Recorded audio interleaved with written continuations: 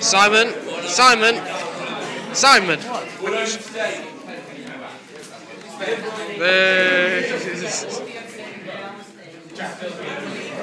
Are we the only abstaining votes, bro?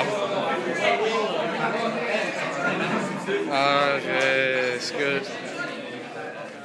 Alright guys,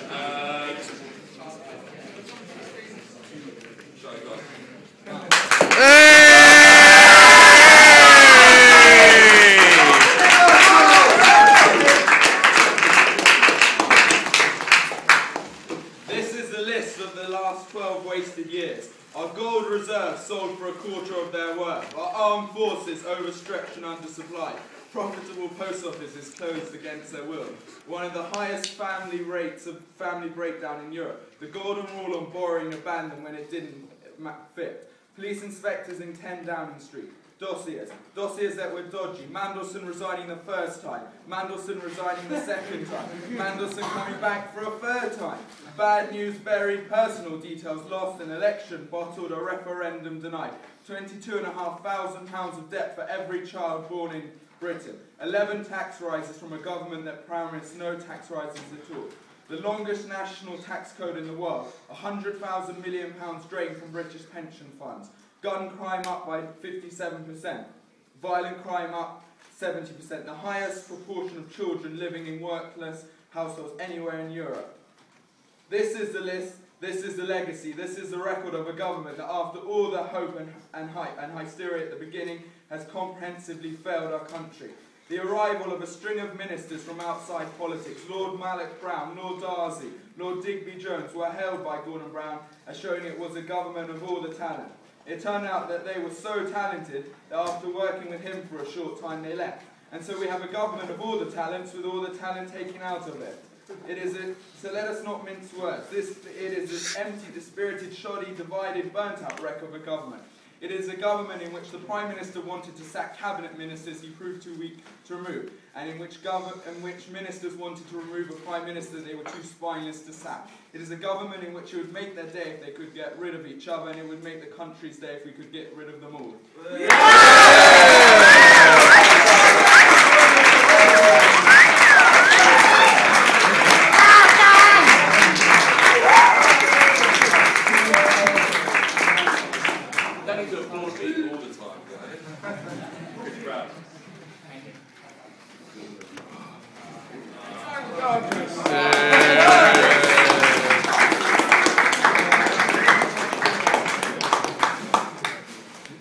Right, well, that was a very formidable argument, and I couldn't write it all down in time, funnily enough. Lovely metaphors, though. Okay, well, let's just go through a little list of what he's gone through. Okay, the armed forces. Okay, I'm presuming he's talking about mainly what's the idea of what's going on in Afghanistan, Iraq, etc., etc. But I'd like to remind everyone here that Operation Iraqi Freedom, the initial move into Iraq, was in fact an unmitigated success. Brilliantly phased and planned and done fantastically. Huge victory for the Allied forces. In fact, it was the American decision after the war not to disarm the Iraqi army that led to having what was the bulk of the weapons that is now being used to terrorize our forces. Again, it's not the Labour government's fault, but simply the Americans deciding to cut their budget. What else did he talk about? He mentioned, let's have a look, debt. The whole thing about the economy. In fact, before the current recession, there was a huge, brilliant time of economic goodness for Britain, and basically in fact we'd appeared to actually moved out of the whole idea of booms and crashes and all that sort of.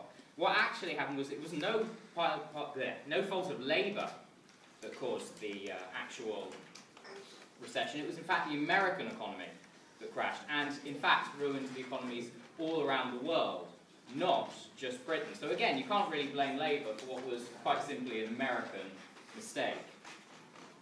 What else is there? Crime. There was, Charlie mentioned that the huge rise in gun crime and violent crime.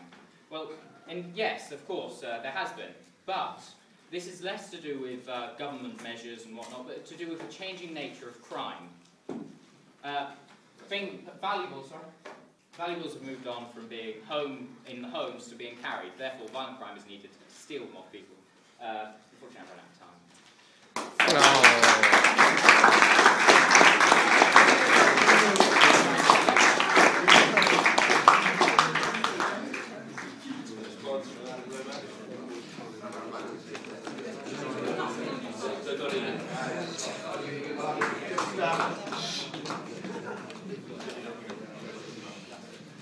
But I'd just like to start by sort of rebutting some of the things they've just stated.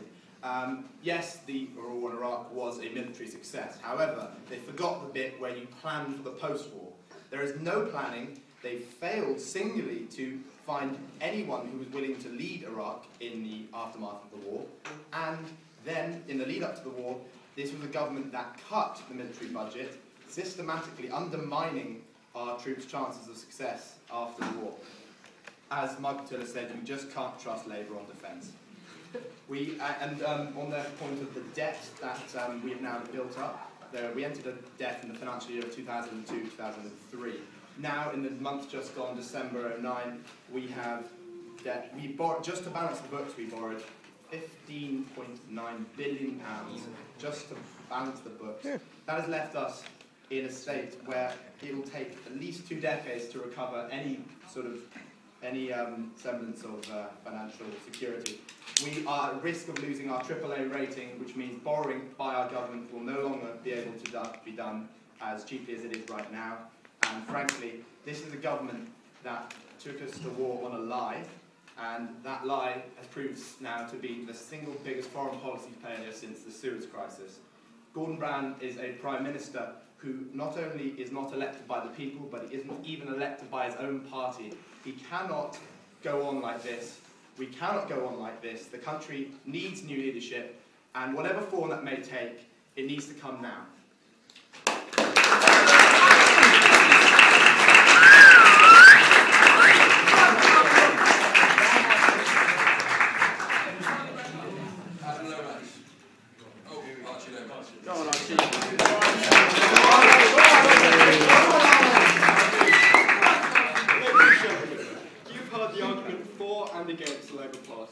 Before making any judgment, I would like you to take a look at who could be replacing the Tory party. What would they have done different? The Tory party has been doing the same thing for about 300 years in politics, blocking change which would help the people, stopping reform from taking place which would benefit the majority of the population. Their aim is to keep the poor poor and the rich rich.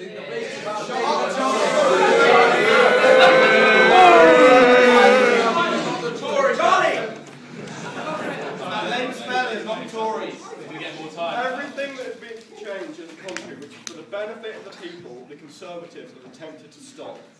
To show you what I mean, let's take a look at some of the biggest changes and the best changes over the last 100 years. Giving the vote for women, opposed by the Conservative Party. Making of the welfare state, thus bringing help to thousands of people across the country, opposed by the Conservative Party. The making of the NHS, opposed by the Conservative Party. Though over the last few years the Tories have been trying to appear hip and in touch with the people, they could be further from it. They believe that by electing a political lightweight to be in charge of the party, they're going to be able to effectively run the country. But is what you see with David Cameron really what you get? No. Well, from the recent airbrush photos of Cameron, I think not. Either by no means the only fake photo of the leader of the Tories. Photos in hospitals that don't reveal that he would scrap your right to fast cancer treatment. Photos in schools that don't reveal his plans to allow schools to be opened in rented office blocks. Photos with ordinary families that don't reveal his number one tax priority is still to give a $200,000 tax cut to the 3,000 wealthiest estates. Photos with huskies that don't reveal his party's regular opposition to vital environmental issues, such as wind farms. The Tory party are systematically out of touch with what the majority of the people have wanted in the past, in the present, and what they will want in years to come. A good example of this is the laws to do with the banning of fox hunting. A recent poll has shown that 87% of people think that fox hunting is wrong, cruel, and that it's right to be banned. On the other hand, 70% of the Tory MPs want fox hunting to be allowed.